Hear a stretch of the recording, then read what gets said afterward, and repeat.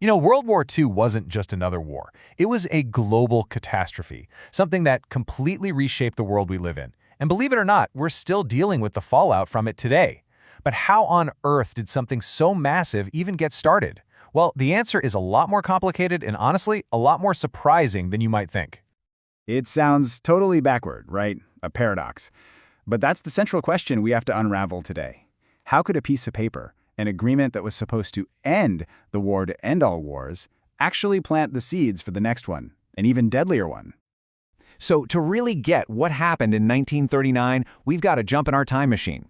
Because this story doesn't start with tanks rolling across a border. Nope. It starts 20 years earlier, in a fancy hall in France, right at the moment World War I was officially over. And that brings us to this document, the Treaty of Versailles.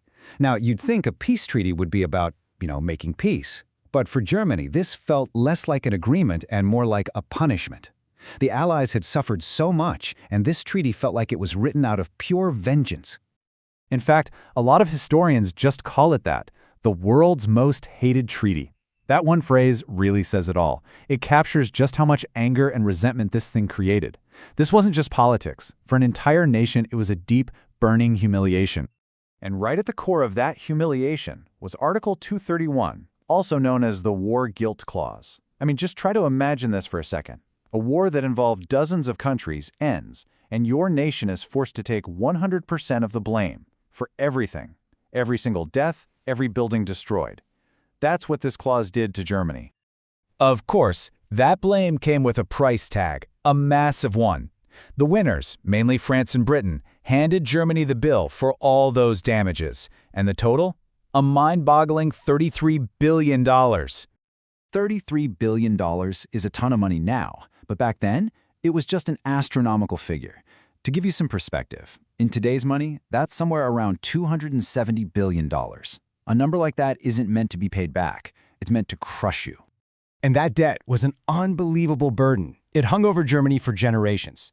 Get this, they made the final payment in 2010. 2010, almost 100 years after the war ended. It's just incredible. So, as you can probably guess, this kind of debt had an immediate, disastrous effect on the country. This so-called peace threw Germany right into absolute chaos. To try and pay everything off, the government just started printing money like crazy. And when you do that, your currency becomes worthless. Here's a wild example. In 1922, a loaf of bread in Berlin cost about 160 marks. 1 year later, that same loaf of bread cost 200 times billion marks. People's life savings just vanished. The whole system just imploded.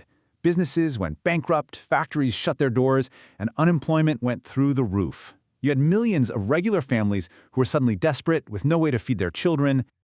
Okay, so you've got a nation that's been humiliated, is completely broke, and its people are desperate.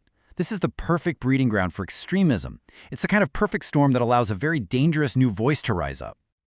And that voice belonged to Adolf Hitler. Now, he was a master manipulator. He saw all of the anger and the shame the German people were feeling, and he figured out how to use it, how to weaponize it. He didn't create the anger, he just pointed it in a direction that served him. His playbook was pretty simple, but it was brutally effective. He took all that raw anger and gave people someone to blame. He told them, hey, this isn't your fault. He pointed the finger at scapegoats, Jewish people, socialists, and used incredibly powerful propaganda and wild conspiracy theories to turn people against their own neighbors.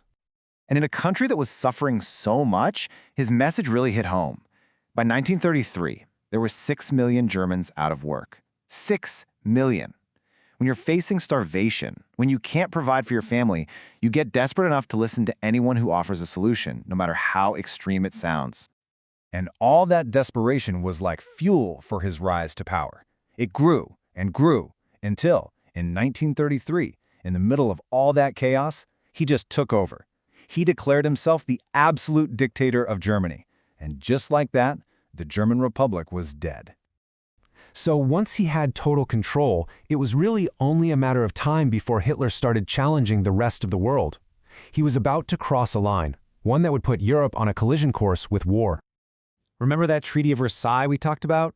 Well, besides the guilt and the money, it had some really strict rules. And one of the biggest ones was that Germany was basically forbidden from having a military.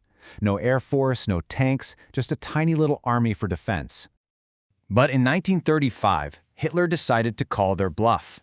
He just went out and publicly announced that, oh, by the way, Germany had been secretly rebuilding its army.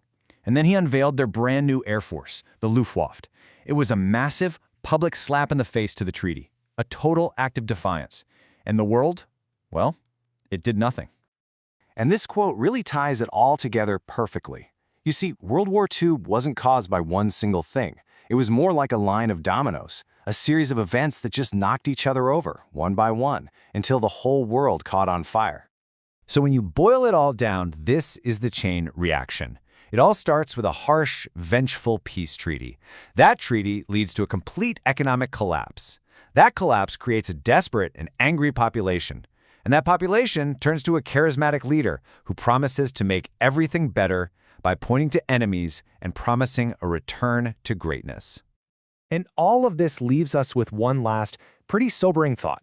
When you look back at that clear sequence of events, that clear chain reaction, it really makes you wonder, what are the warning signs we should be looking for today to make sure history never ever repeats itself?